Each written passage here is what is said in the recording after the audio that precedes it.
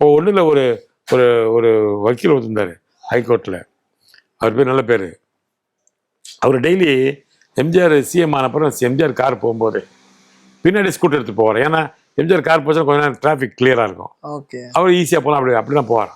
போகும்போதெல்லாம் பார்த்தா வழியில் ஒரு வெத்தலைப்பா கடை மாதிரி இருந்து பிளாட்ஃபாரத்தில் ஒருத்தன், கடை கூட இல்லை, பிளாட்ஃபாரத்தில் ஒருத்தவங்க நின்று போனான். எம்ஜிஆர் போனால் அப்படி எழுந்து வணக்கம்லாம் வச்சுட்டு உட்காரோம். காது வேற அவனுக்கு கொஞ்சம் விங்கி நடப்பான். டெய்லி நடக்கும். இவரும் பார்ப்பாரு.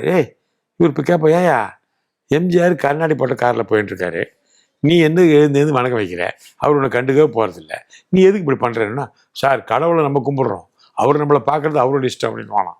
அப்படி சொல்லுவான். அவன் அதே மாதிரி போயிட்டு இருக்கும்போது ஒரு தடவை திடீர்னு போன கார் நின்றுடுச்சான்.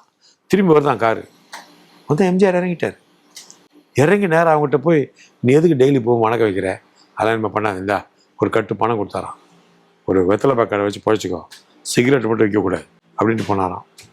வாத்தியார். அதனாலதான் வாத்தியார்னே ஒரு எல்லாரும் அழைச்சாங்க இல்லையா?